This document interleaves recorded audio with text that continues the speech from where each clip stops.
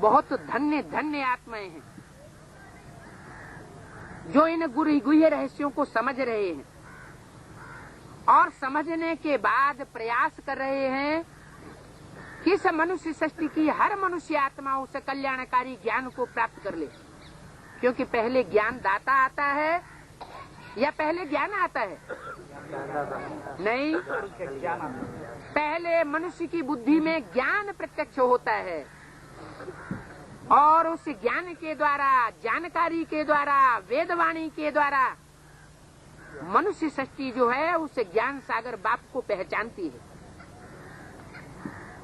तो ये नदियों का मिलन अथक प्रयास से, जो भागीरथी प्रयास कहा जाता है, उस प्रयास से गंगा सागर का मेला भारतवर्ष में अंतिम मेला, सर्वोपरि मेला मनाया जाता है। वो स्थूल मेले की बात नहीं है जिसमें नदियां नदियां सिर्फ जड़ नदियां मिलती है। वो चैतन्य नदियों के मिलन मेले की यादगार है। ऐसे नहीं कि एक बार संगठन में बैठ गए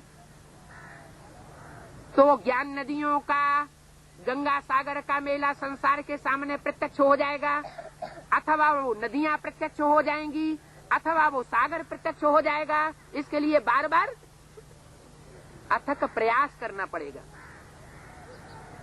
भागीरथ के साथ साथ जो भाग्यशाली बच्चे हैं, सौभाग्यशाली नहीं, पदमा पदम भाग्यशाली, उन बच्चों को अथक प्रयत्न करना पड़ेगा,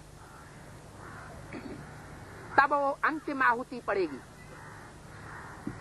उस अंतिम आहुति में जो ब्राह्मणों की दुनिया है, जिन ब्राह्मणों के लिए गाया हुआ है, शास्त्रों में दो प्रकार के ब्राह्मण प्रसिद्ध हैं। रावण, कुंभकर्ण, मेघनाथ जैसे आतताई ब्राह्मण, वो भी ब्रह्मा की औलाद थे, और गुरु वशिष्ठ और विश्वामित्र जैसे पुरुषार्थी ब्राह्मण। उन दोनों के बीच जो वाइब्रेशन का युद्ध है, जो ज्ञान का वाक युद्ध है, मत मतांतर का युद्ध है, वो पहले संपन्न होता है। ये अंदरूनी ज्ञान की भाषा है जिसको पहले हम बच्चों को अंदर अंदर समझना पड़ेगा।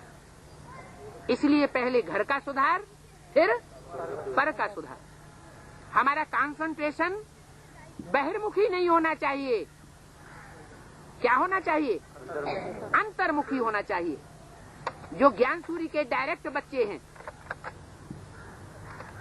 वही इस अंतर मन में चल रहे उस युद्ध को, जो अंतिम विश्व युद्ध होगा, आध्यात्मिक युद्ध होगा, समझ सकेंगे और उस युद्ध में कूद करके, युद्ध करके अपनी राजाई प्राप्त करेंगे। दुष्ट वाइब्रेशंस के द्वारा ये प्राप्ति नहीं हो सकती। राजयोग की प्राप्ति सिर्फ पॉजिटिव वाइब्रेशंस के द्वारा ही हो सकती है। कोई भी आत्मा के प्रति अगर नेगेटिव संकल्प चलाया